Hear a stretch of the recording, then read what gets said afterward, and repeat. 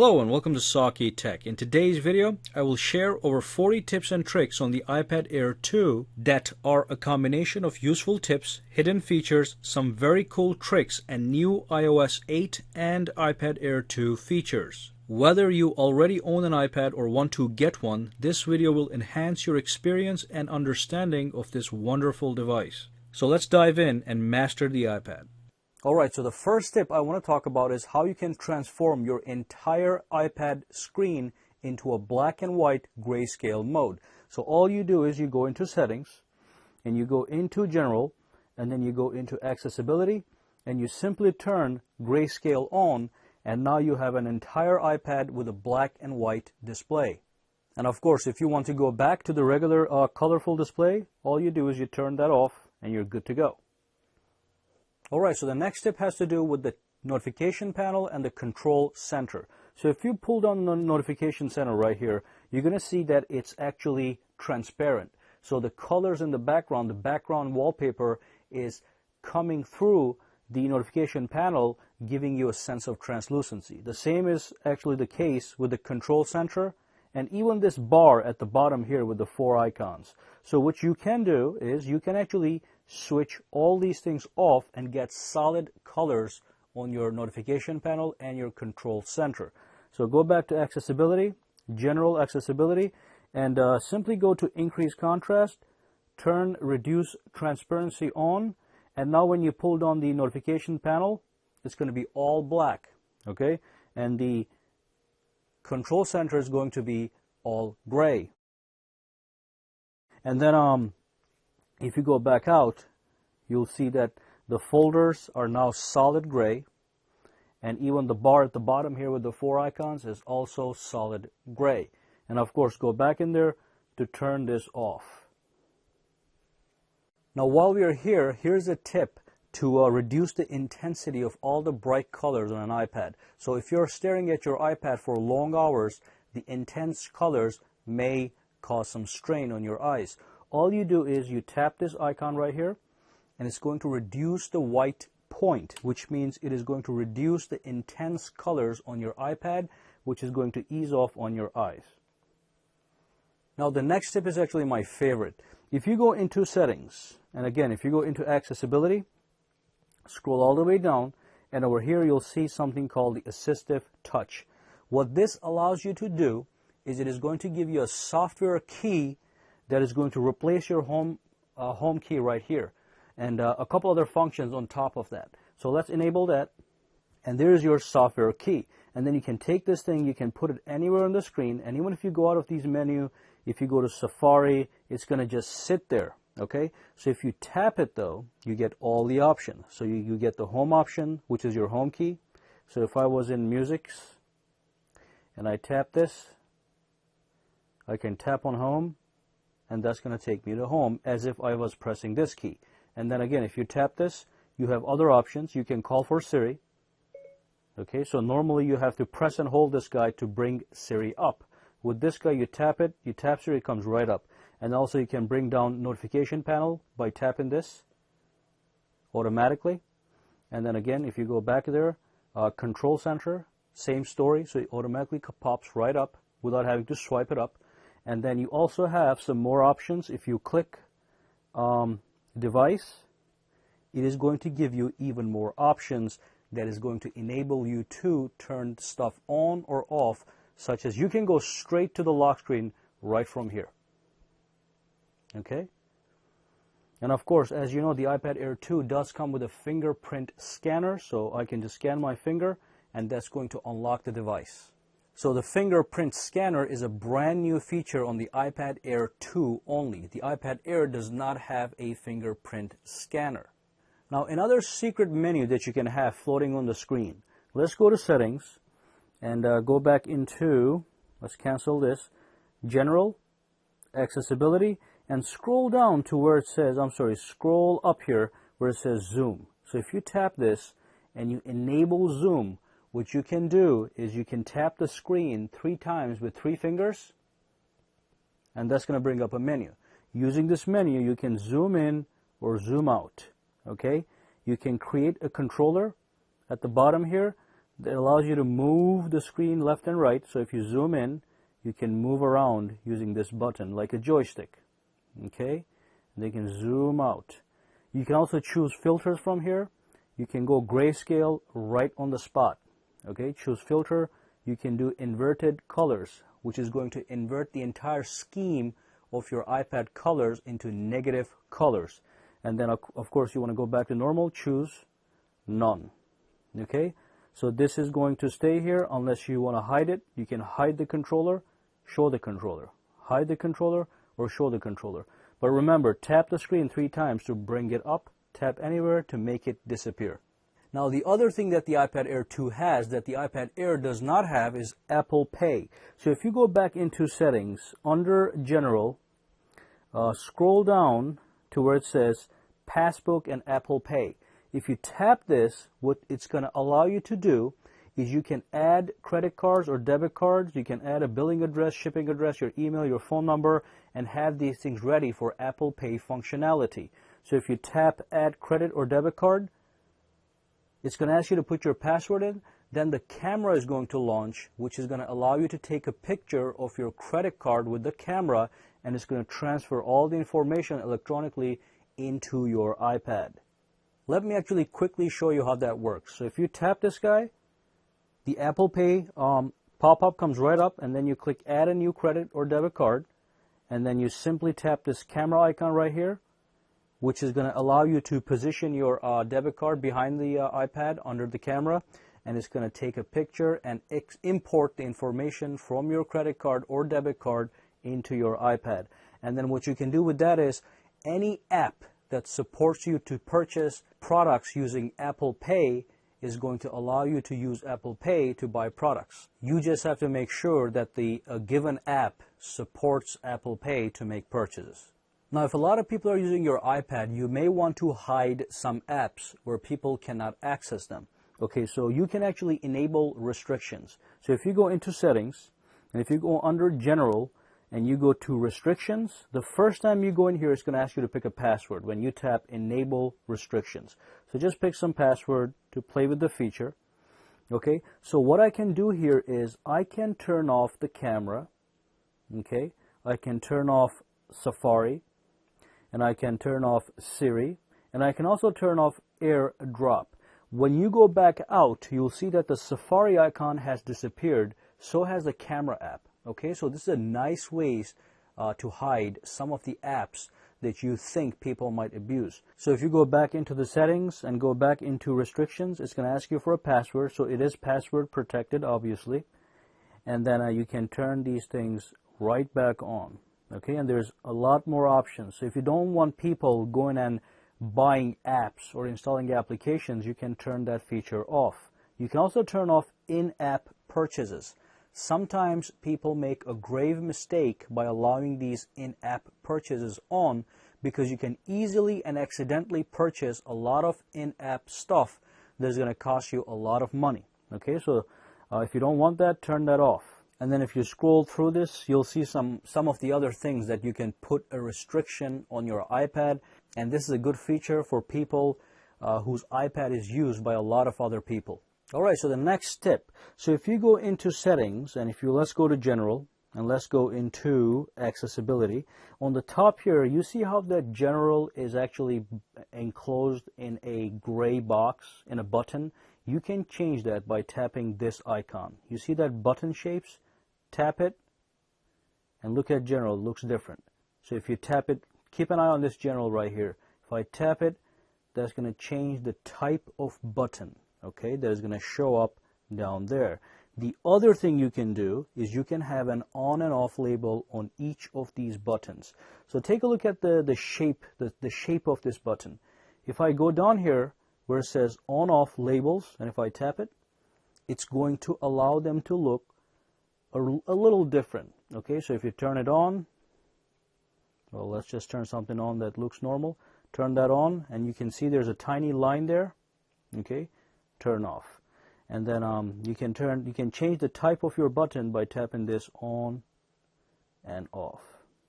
So that's a little customization you're able to do on your iPad. And while we are in this menu here, there's a lot of things you can do in here, okay? So you can actually bolden the text. This is going to restart your iPad, so I'm not going to do it. So if you tap bold text, it's going to make all the text on your iPad appear bolder, okay? So if that's something you like, you can go ahead and do that. And the other thing, of course, you can go into larger text and you can change the size of the text that shows up on your iPad across your device. I do like the medium option, so I'm going to keep that. So I'm sure a lot of you guys know about Siri, but there's a lot of things Siri can do that you guys probably do not know about. So if you swipe the control panel up, you know you can turn quick settings on and off right here. You can turn on the Bluetooth, but with Siri you can turn it off.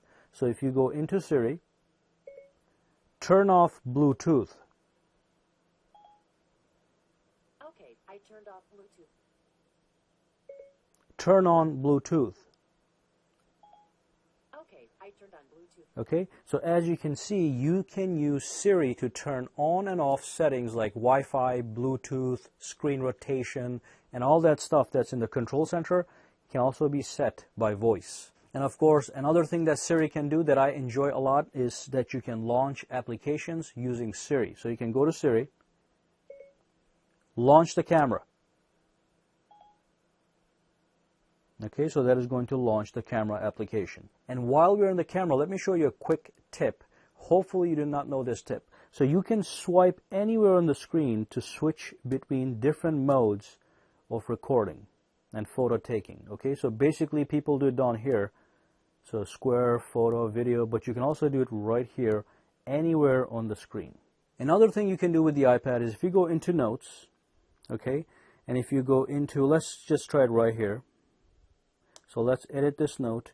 If you press and hold on the notes, iOS 8 now allows you to insert a picture. So you tap Insert Photo, and then you can just go to All Photos. And from here, you can pick any photo and you can export it to your notes. Use, and it's going to show up right there. So that's a nice way to enhance your notes application. This was not available on iOS 7. Another quick tip has to do with Safari. So if you launch Safari, and let's say you're at the bottom of a website and you scrolled all the way down, but you want to go up really quick, you tap the bar on the top here twice, and it scrolls right up. And this actually works in any app. So if you're at the bottom of anything in any app, you tap the bar on the top twice and everything goes right up. Even on the settings menu. So if you go to settings and you scroll all the way down, if you tap here twice, it goes right up. And one more tip has to do with the camera. So if you launch the camera, you can use any one of the volume keys on the side here as a shutter. So if you tap it, your iPad will take a picture. You probably cannot hear the sound of the shutter because of my microphone, but it is actually working. So you can use any one of these keys to take a picture on your camera, or even record a video when you're in the video mode. Now, one more thing I want to talk about is the control center. So as you know, if you pull it up, the control center comes right up. So if you were in an app, let's say you were playing a game. This is not a game, but let's say you were playing a game and you accidentally swiped like this. The control center will come up and it's going to interrupt your game, okay? If you don't want that happening, what you can do is you can go into Settings, go to Control Center, and make sure you disable access within apps. So when I go back to any of these apps over here, the Control Center is going to be disabled, so I cannot pull it up by mistake. Alrighty, and if you go back in there, you can also restrict access to Control Center on your lock screen if you don't want people accessing the Control Center while your iPad is in fact locked. Now, the same kind of privacy concern also applies to notifications. So if you have your iPad locked, but then your messages are showing up on the notification panel that people can access from the lock screen, what's the point if you're trying to hide them? So if you go into Messages, you can actually disable it. You can disable this. Messages are not going to show up on the lock screen under the notification panel over here. Okay? So if you want to keep this private while your iPad is locked, you're going to have to go into these apps individually and disable them on the lock screen. Now, another way to secure your notification window over here, like I said, if you go over, this is not a big deal, but if you go to notifications, you'll see text messages, missed FaceTime calls, and other private data that you may not want people to access. Another way to make sure people have no access to this side of the notification panel is to cancel notifications in the lock screen. And you do that by going into Touch ID and passcode. I'm going to put my password in. And once you're in here, what you want to do is you want to scroll down and you want to disable access to the notifications view on the lock screen. You can also disable today, okay? So when you go back to the lock screen now, nobody can access your notification panel unless you unlock your device. Now you can access it. And the next tip has to do with the iCloud options in your iPad. Now there's a lot of things going on with the iCloud and it can get a little confusing. Let me just clarify a couple of things that I think are important. If you go into Photos and Camera at the bottom under Settings, okay, you'll see a couple options. So you'll see iCloud Photo Library. So what this allows you to do, if you have this on, is it's going to take all the pictures in your iPad, it's going to save them into iCloud, and then you can access those pictures, videos in all of your other Apple devices, such as your Mac, your iPhone, and even on iCloud.com. Now, the other thing that I'm going to show you guys here is you can actually choose this option that says Optimize iPad Storage that is going to make some more space on your iPad, maybe if you want to put some more music on, if photos are taking too much space. But if you keep this option, it says Download and Keep Originals, so that keeps the original pictures with the maximum resolution, which is also means the maximum waste of space. Again, this is up to you. I like to keep the originals, especially on iPad, because iPad does have a full high-resolution display, and I want to see full high-resolution pictures. But if you were on an iPhone, it's nice to go with Optimize for iPhone storage, but you can do the same on the iPad. Now, the other thing I want to show you guys is how you can customize the way you get notified. So let me send myself a text message, and normally you get a quick notification. As you can see, it came on the top here. It slided over from the top, okay? And then from here you can interact with the notification. But if you go into Settings, and if you go into Notifications, and if you go into Messages, you can change the type of notification pop-up. So you can go with alerts or banners. Okay, so this is, let me just do this again. So this is the banner notification type. And if you go into alerts, let me send myself one more message. That is going to be the banner, I'm sorry, the alert notification type. And of course, you can reply right from here. Okay, so close that, and you can do that for every single app, well, supported app on your iPad from this menu right here. Now, another trick that I like to use is I like to go to Safari, and if there's a website that I visit often, I send an icon to my home screen for that website. So let's say Amazon and Google, I go there a lot. All you do is you tap this share button on the top, and from the options you pick Add to Home Screen. Okay, and then it gives you the option to save a name and a link, and you click Add. And as you can see, now you have a quick link to google.com right on your home screen. And if you tap this, it launches Safari and takes you straight to Google. And then you can do the same with other websites. So tap Add to Home Screen, click Add, and it even picks an icon for you guys. And what I like to do on top of this is to group these,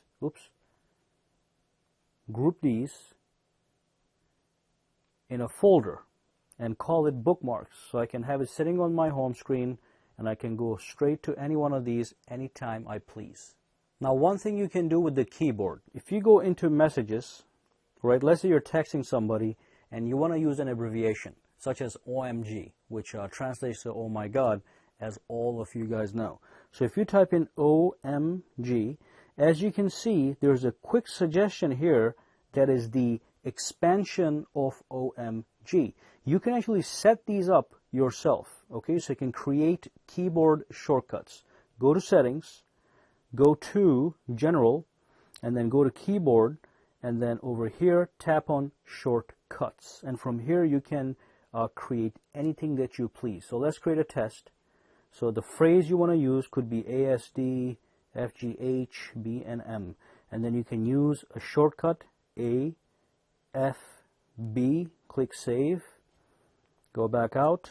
So go back to messages and type in AFB, and that's going to give you the option to pick that phrase that you created yourself. If you tap on it, it autofills. This might make life easier for people that text a lot.